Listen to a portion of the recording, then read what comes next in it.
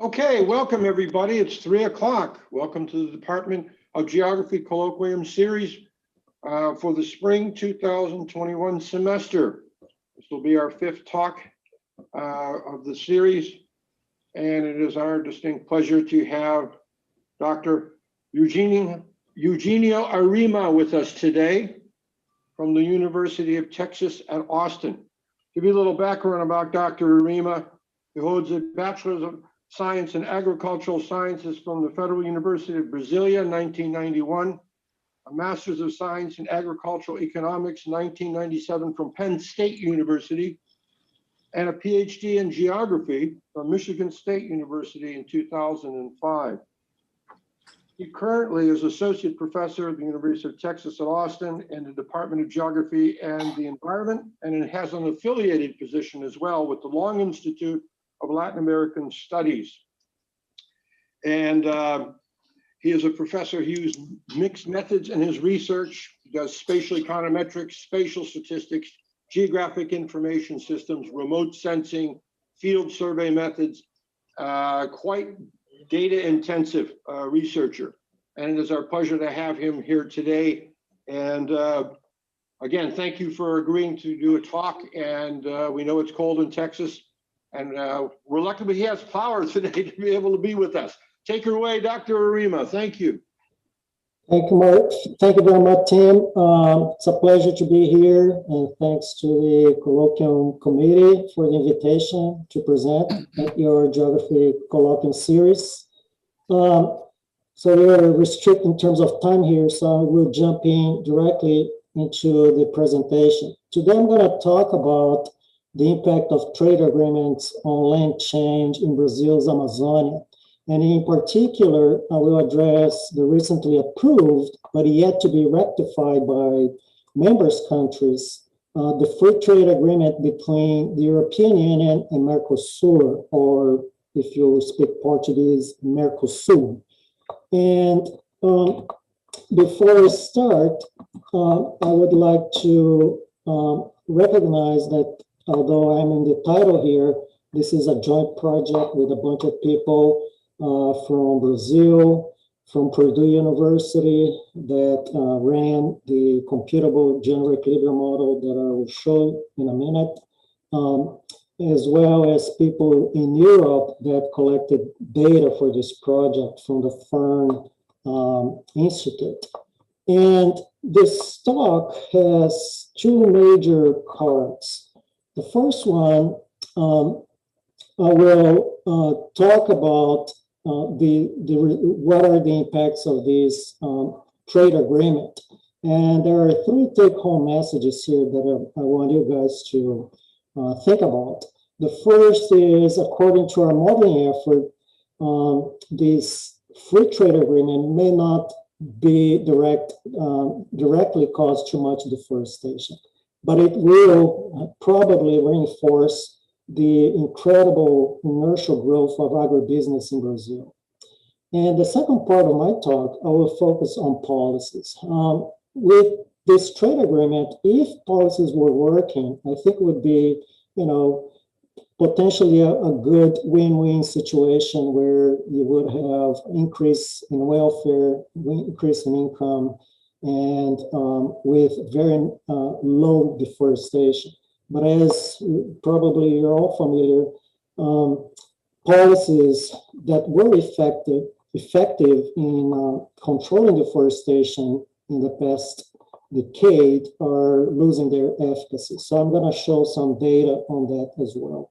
And as a result of those two points, I think it will be key if there is any chance of avoiding deforestation in the Amazon. Governance will be key, but I think the private and societal parts will have to lead that effort because, as you probably are aware, state-led governance, at least for the near future, is likely not to be very successful. A little bit of background here. In the last 3 decades here, as you can see, Brazil's export of agriculture and livestock commodities has increased almost, well, certainly more than linear in terms of weight here, this red line. And in terms of value, the blue line here at the bottom, it also has increased, particularly during the commodity booms of the early 2000s, and it flattened a little bit here since 2010 because of the prices of commodities, agricultural commodities in particular, has fallen.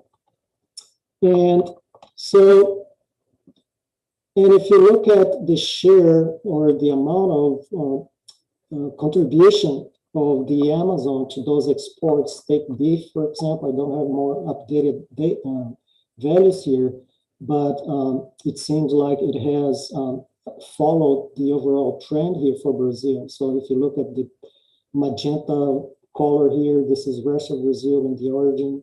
Orange is the legal Amazon. It has followed the overall trend of contribution to exports. And same is true for soybeans, right? Soybeans, the share of Amazonia has also followed the overall trend of exports in soybeans. So Brazil currently is the largest beef exporter in the world, and it surpassed the United States recently as the largest soybean exporter as well. And it's, if you take any agricultural product here, it's easily in the top 5: coffee, oranges, what else? Sugar cane, ethanol, pork, poultry, etc. So the point here is that Brazil is already a leading exporter of agricultural products. And Amazonia is, as we saw, is already an important producing region for exports markets. And of course, it bears the question, what impact will the free trade agreement between the European Union and Mercosur have on land change? And to answer that question, we had to model two components separately. One is the quantity that will likely be deforested. So one model, which is the CGE computable general equilibrium model, will give us the quantity, the amount that will be deforested. And the second part is the spatial location of that deforestation. And to do that, we developed a spatial econometric model, and I'll explain briefly how those two, what are the results of those two models give us.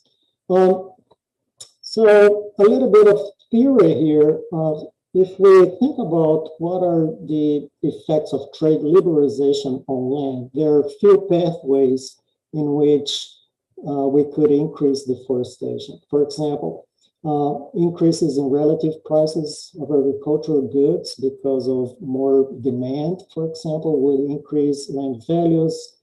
And of course, more land would be allocated to agriculture, which implies deforestation in many cases.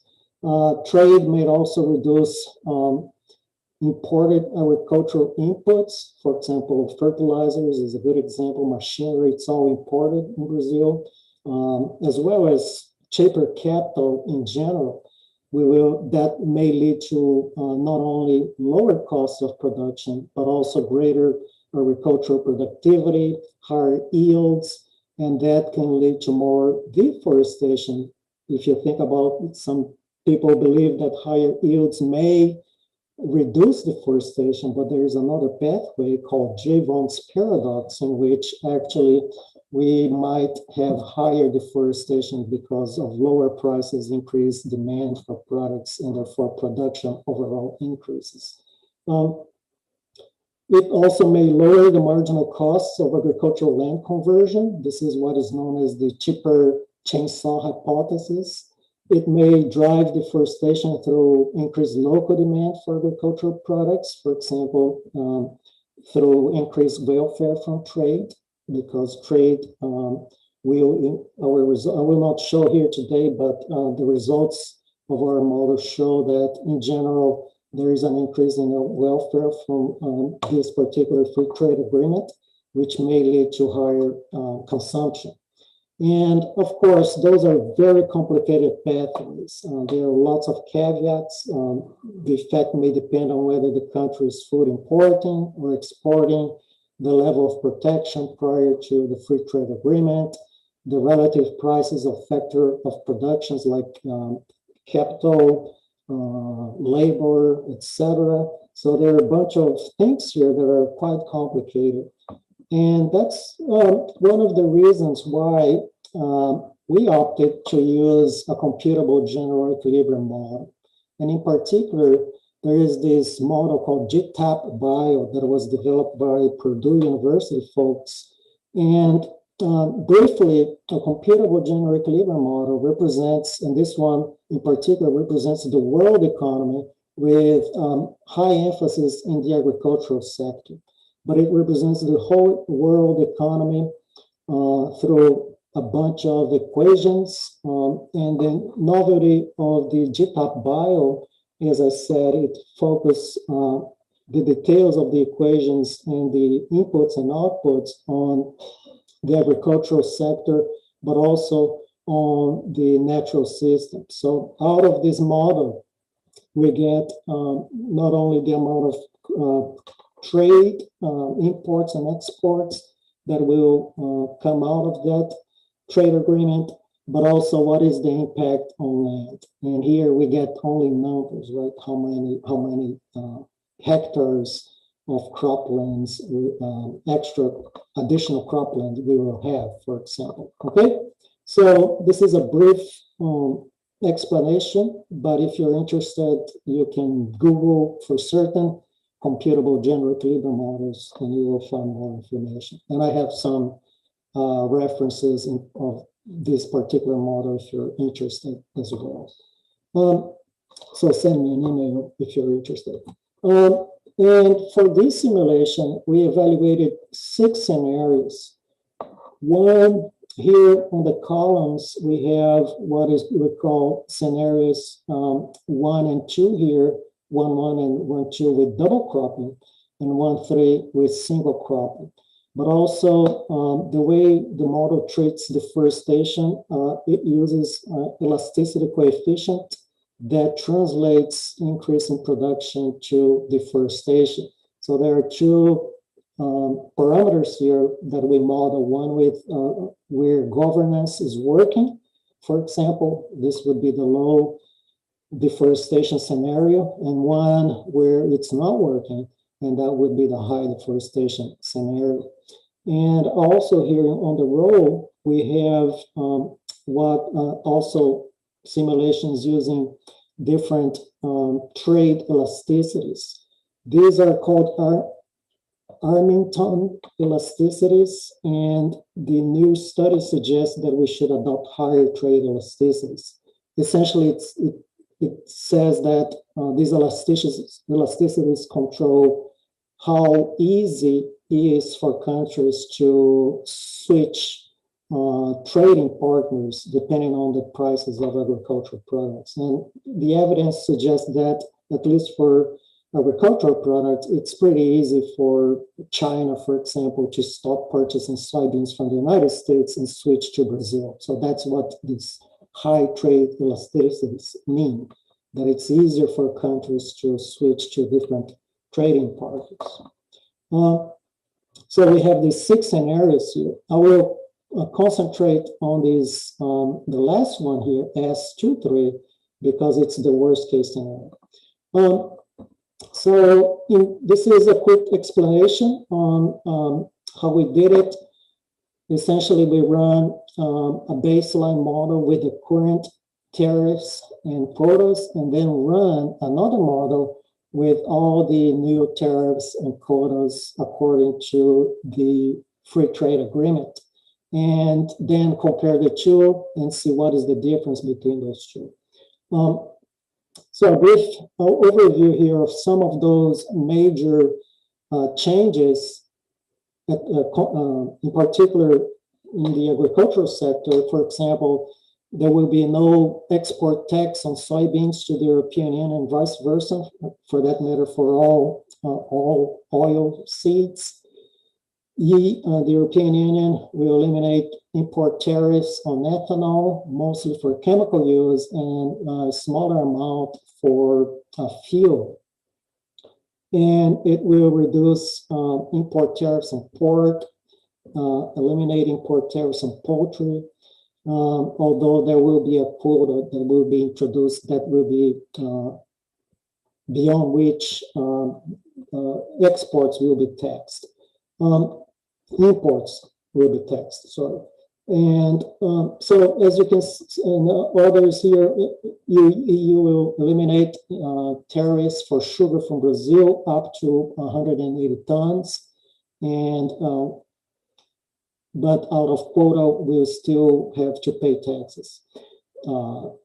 The European Union will reduce tariffs on beef exported from EU, again, but there will be a quota on the amount that will be tax-free, and etc. So there's dairy, etc., etc. So it's a very long list of things that are in this trade agreement, and all of that is in the model. So here is the bottom line here of the free trade agreement numbers. And I will, as I said, I will concentrate here on the S23, which is the worst case scenario. So here are the land types. The negative numbers mean that this land cover will be reduced. If it's positive, then that land cover will increase. So according to our models, the impact in Brazil in the forest will be quite small, comparatively speaking. Only about 173,000 hectares will be deforested as a result of the free trade agreement. Croplands will be increased by 266,000 in Brazil hectares.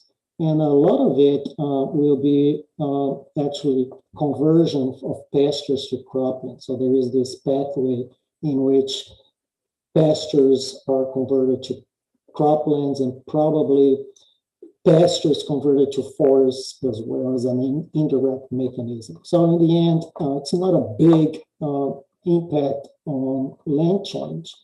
And even overall here for the whole Mercosur, about 43,000 hectares will be lost as a result of this free trade agreement. So it's not much in terms of numbers. Well, but then we have to look at where those hectares are likely to be lost. And here I used a spatial econometric model, probit model. Again, if you're interested, I can send you those papers. This is based on my Smith and Lesage paper and a paper that I wrote in 2016. But essentially, when it's a probit model, but there is a spatial component here, this theta J, which you can think about as a regional effect.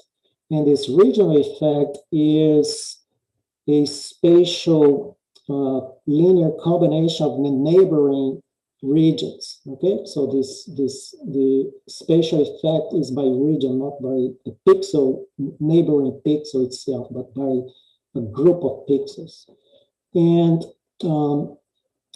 this approach is, to my view, it's one of the few real spatial econometric, raster-based spatial econometric models have been used, because raster-based models, spatial econometric models, are very computationally intensive, because for a small raster, you have millions of observations, and you need a very large neighborhood matrix, and that's very computationally intensive, and for all purposes, not very practical. But this method here is less computationally intensive.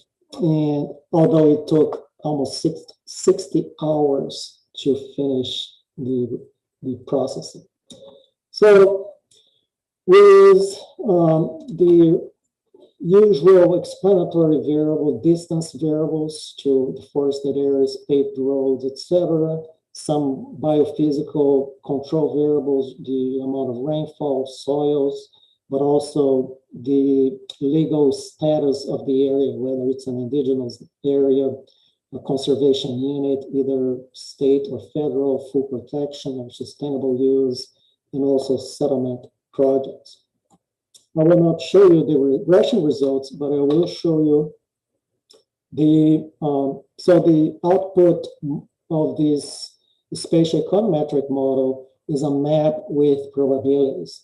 So the way we allocated the probability here of this deforestation that it's likely to result from the free trade agreement, we select the top highest deforestation probability pixel until we get the area here that we want. So these are the areas that are likely to be deforested with highest probability. So if you're familiar with the Amazon, there are a few places that make sense. This is the Terra do Meio area near São Félix do Xingu. Here is the BR 150. So it's those are areas with high deforestation.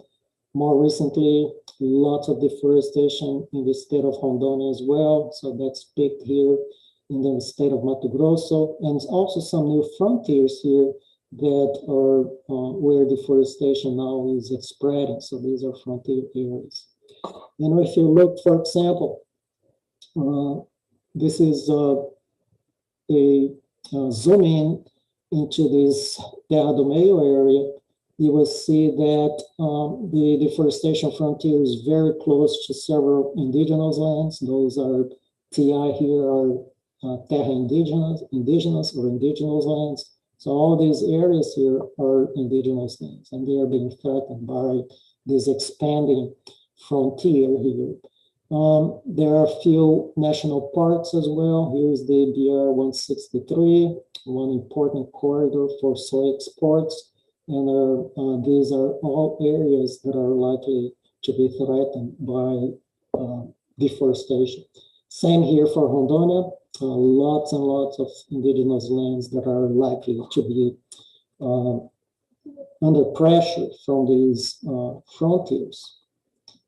So a few caveats here. I was thinking a few things that the model doesn't pick is, for example, the reduction of risks. And I think this will be something that it's important. So in a sense, I think the models, the computable generic behavior models are underestimating the impact of the free trade agreement, because whenever you develop new markets, you reduce risks, because now you have a partner that is willing to purchase a high volume of your commodity, and therefore there is less volatility in price. So if you think as risk as a cost, for example, price here would be total revenue minus total cost minus a risk premium here that you pay.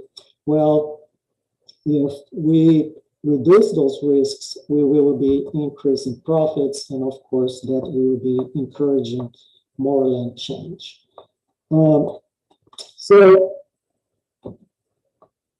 the first part here, the message is the overall numbers don't seem to be very impressive, but I would take that with a grain of salt, because there are lots of things that might impact trade and consequently the profitability of agriculture, and in particular, I think risk will be a key component.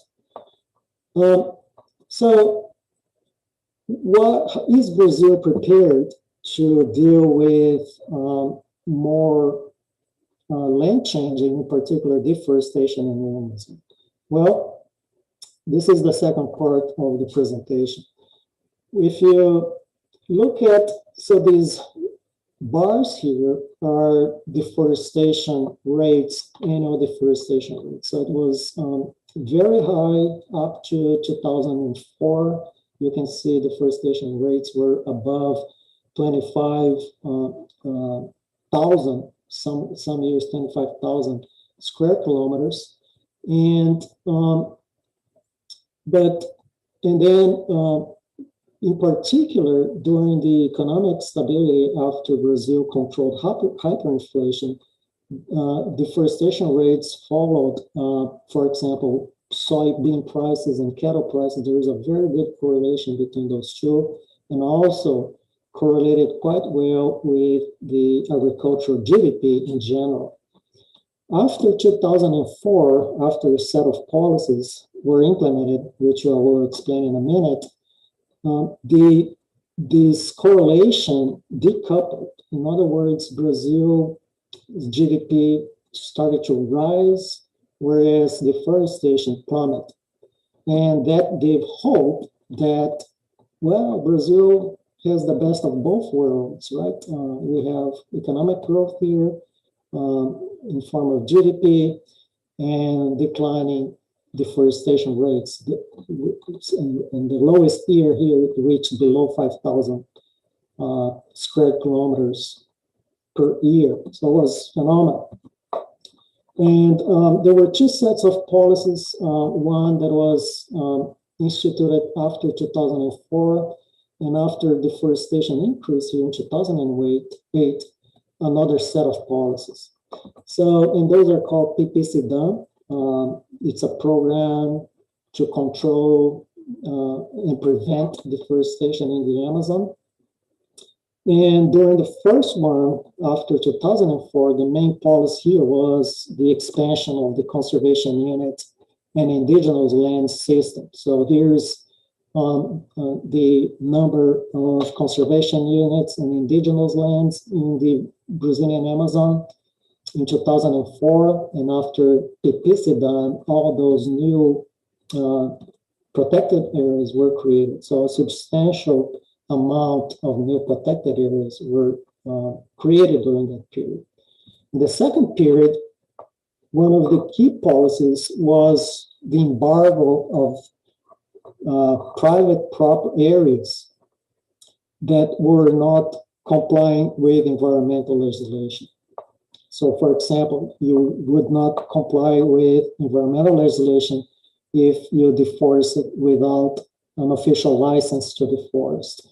If you have insufficient legal reserve. If you're not familiar in the Amazon, all over Brazil, but in the Amazon in particular, private property owners are required to keep at least 80% of their properties as forested. And if you deforest more than that, you are not complying with the legislation. And you also had to register your property in a digital registry, digital land registry. In other words, you would have to collect coordinates of your property, hire probably a geographer, a GIS person to create your digital map and submit it in the system. And of course, and if you're deforesting protected areas, then of course you are also in violation of the law. So those are a few examples.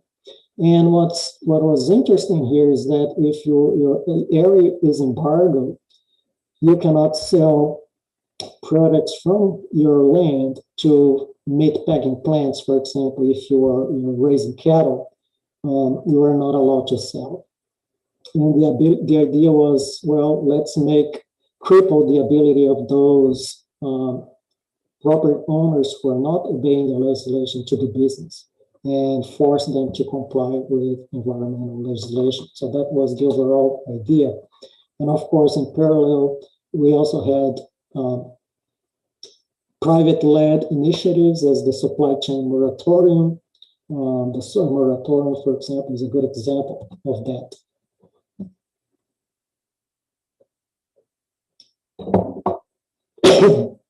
I did a study before, and I published in 2014, where I examined those policies. And using different statistical methods, difference matching estimators, I found that indeed those policies worked. In other words, they were able to reduce deforestation in the most optimistic model up to 10,000 square kilometers. That's a huge amount. Okay, so they were quite effective at 3 years after the policy. So, of course, that didn't long last. So, if we extend here those deforestation bars to the current situation, we are on the rise again. So deforestation in the last few years are now above 10,000 square kilometers. So I was very intrigued. I said, well, did the government stop emitting embargoes or monitoring? And when I looked at the data, I was surprised to see that, well, it seems to be flat. And in 1 year here, we actually had a lot of embargoes. So, which gave me another idea to do a statistical analysis and see, well, what's going on here. And so it seems that the embargo properties stop deforesting, but the embargo, effect of the embargo is disappearing. So something's going on there. People, maybe they're not believing, they're finding things to avoid the embargo, etc. So I did this simple statistical analysis and to check if the year the property was embargoed made any difference on the pre-post deforestation difference. So here's the hypothesis. The difference in pre-post embargo deforestation is higher. It's smaller it's higher in earlier years or smaller in recent years. So this is an illustration of what I mean. Suppose, for example, this property was embargoed early, let's say in 2011. If you look at the 4 years of deforestation prior to the embargo and then compare with the deforestation after the embargo, and you look at this difference here, the difference is pretty large. In other words, you can say, well, the embargo here really did make a difference. Whereas for a property that was embargoed recently, if you look at the pre-deforestation numbers and compare to the post-embargo numbers, pre-embargo numbers compared to the post-embargo numbers, this difference is very small, okay? So that's essentially what I did here. So I compared this difference pre and after embargo for those properties. So a brief overview here of the methods. Since we do have digital cadastral maps of all the areas and properties that were embargoed, we were able to do some spatial analysis here. So we got these from IBAMA, which is the environmental agency in Brazil, all the areas that were embargoed. We identified the properties that were embargoed, and I'm working here with a subset of properties that are larger than 100 hectares. In other words, there are a bunch of small ones that are, I'm not interested, only the ones that are larger than 100 hectares. And then we did a few analyses here. 3 years before the embargo, minus 3 years after, 2 years, and 2 years, 1 year, and 1 year. And the difference here, the larger the difference means that the embargo had a higher impact. And this analysis was constrained to the Amazonia biome. And here's a map of those orange properties. Those are all the properties larger than 100 hectares that were embargoed in the data set. And for everyone, we calculated the year that we have the data when that property was embargoed, calculated deforestation 3 years before and 3 years after, or 2 years before, 2 years after, 1 year before and 1 year after. And so And so here's a zoomed in area view of the cadastral map, the digital cadastral map that we were able to acquire. So, and here's the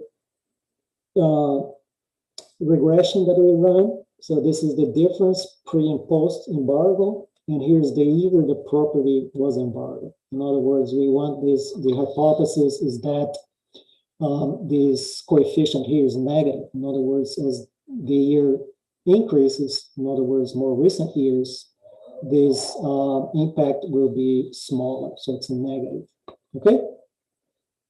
So here are the results, and yes, the embargo did have an impact, and it's, but it's declining year after year. In other words, it's negative. So if you consider 3 years, for example, in the 3-year period, every year reduces the effectiveness of the policy by almost 188 hectares in 3-year pre and post, or 200 hectares if you consider 1 year. So we used here more than 10,000 properties. And of course, the more years here, we lose some time series observations here. But the point here is that, yes, it seems that those the policies is less effective as the years go by. So there are a few hypotheses here that we can try to explain that, but we don't have very strong evidence yet because we're still collecting data. But one is that in the beginning, the embargoes were followed by field inspection. So in other words, agents from the environmental agency would actually go to the property and confiscate cattle from the embargo properties. And there less seems that those field operations declined through time. And they are relying more now on what is known as digital embargo. In other words, they look at satellite images, they see that those properties were deforested beyond the legal limit or without licenses, and then they emit an embargo document, but they actually don't go to the field. There is also the hypothesis that there is less political will to enforce those laws, and that ranchers learn to outwit the embargo. And this is something that the group of Holly Gibbs at the University of Wisconsin is actually looking at that the farmers, ranchers, they learned how to rent out pastures for fattening. They use stooges and citations instead of their own names. They cut out embargoed areas from their digital properties, and therefore they keep their legal part is still intact. And they can also move animals from one place, from one property that it's legal to from a non-embargoed property. So essentially, if this property here is embargoed, they will transfer the cattle to a legal property and then send to the meat packing plant. And since this is the only part that it's under surveillance, everything seems to be legal. Okay, so I'm running out of time here. Just timed correctly here. In conclusion, these are the 3 main points. First, Brazil's ability and currently willingness to control any deforestation is reduced. In other words, at least from the governmental standpoint. The second part is that the EU-Mercosur Free Trade Agreement, the direct impact on deforestation seemed to be manageable, but with a caveat here, as long as the quotas are in place. As I showed you, the free trade still has a lot of quotas. It's not really a free volume trade. as some would expect. But this free trade agreement may lower risks and actually keep the nurture growth of agribusiness. That's what I had to present. Thank you, and I'm open for questions.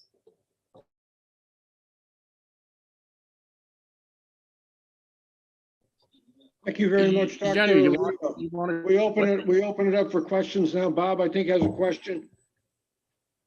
Yes. Eugenio, first of all, congratulations on a nice presentation. The new work is really interesting, the general equilibrium model and the spatial econometrics, of course.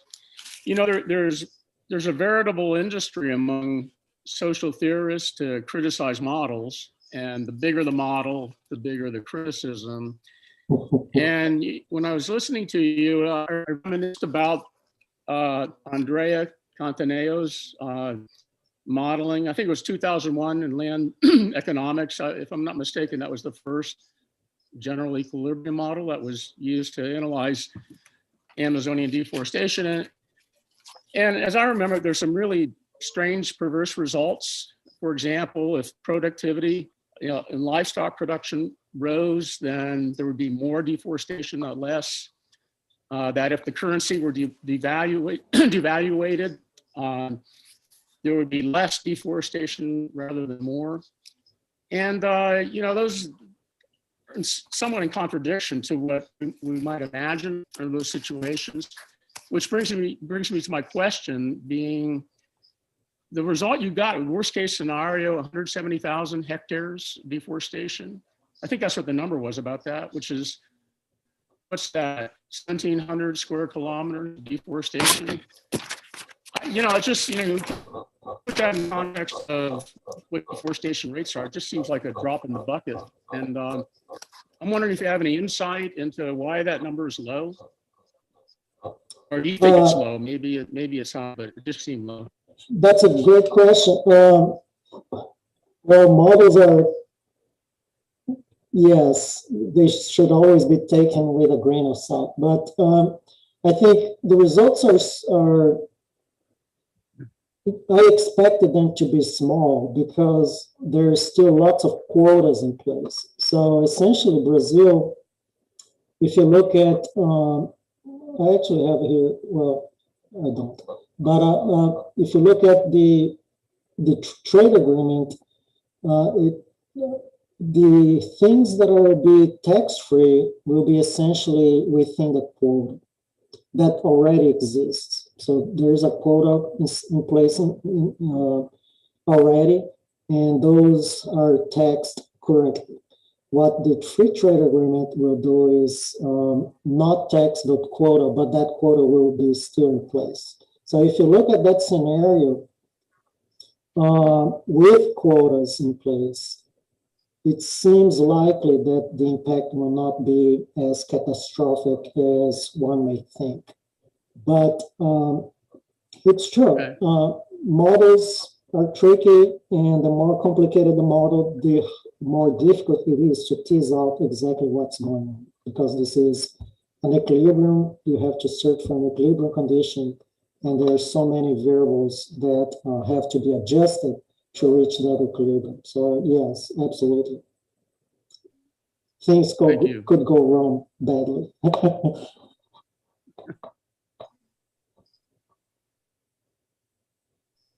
Dr. Arima, I have a question. I noticed in one of your results you were talking about distance to road as a variable, and it didn't look like it was significant for some reason. Maybe I read it wrong. But in the model, did you try things like distance to meat packing plants and/or distance to transshipment points or distance to ports as being important? And that's my first question. And the second question I have. What are the implications now of expanding infrastructure, transportation infrastructure in a post-free trade agreement environment? Will that accelerate deforestation, and is that possible that we may see, again, one of the reasons we've seen an upswing in that potential deforestation is because of accessibility of plots to the transportation system at large is increasing over time because infrastructure is being put into place?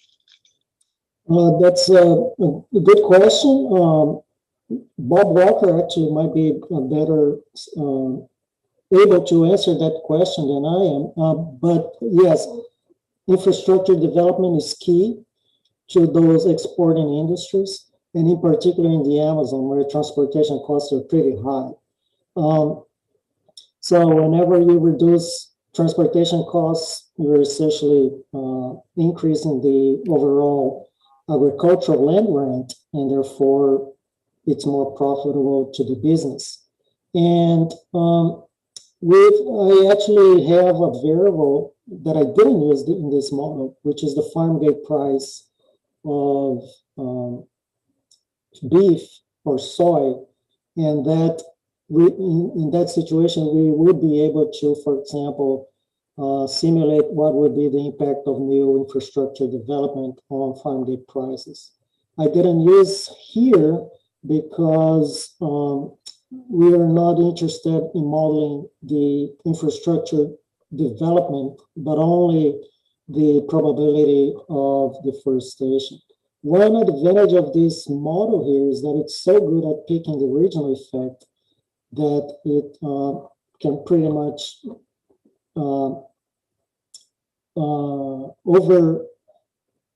override the lack of certain variables in terms of explanatory power, I would say.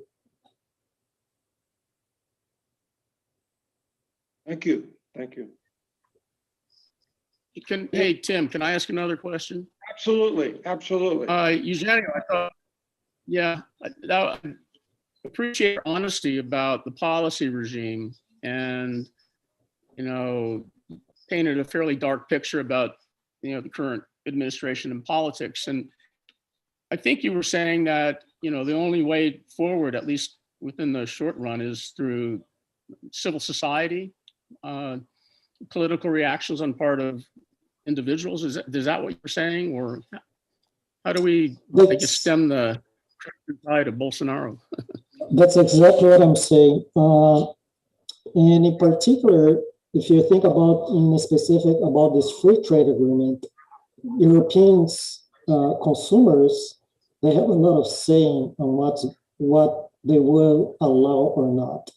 So if European consumers say, well, we don't want to be involved in any type of deforestation, I think that would be a big blow to the free trade agreement because they do have a lot of power.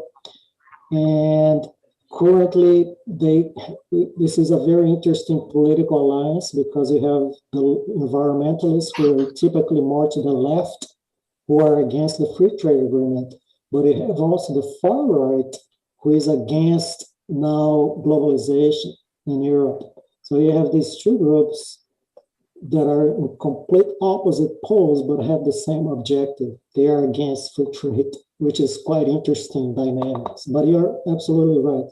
What I mean here is that I think consumers can pressure companies to force the supply chain to be more responsible, or in extreme cases, the consumers can actually create a political climate where countries will not be able to ratify this free trade agreement, which seems to be the case in France right now.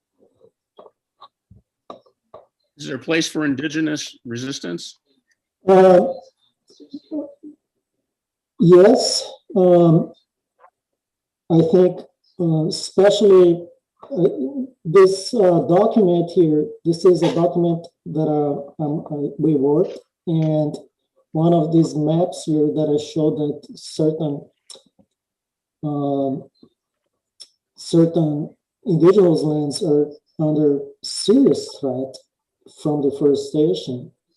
This is something that environmental NGOs are now willing to use together with indigenous leaders to put pressure on the government and decrease those invasions on their lands.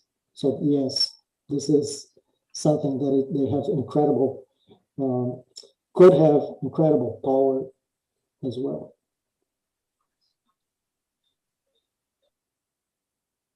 Thank you. Any other questions? Throw out there, anybody? Well, it's 3:50. I know a lot of people have to leave and the class period is ending. Again, I'd like to thank Dr. Arima for coming and giving this talk. It's a hot topic, development and the impact that's happening of all sorts of policies and trade agreements and whatnot affecting Amazonia. Very, very big topic, and it's very important. And we thank him for sharing his knowledge. And again, thank you for a wonderful talk. Thank you for having me.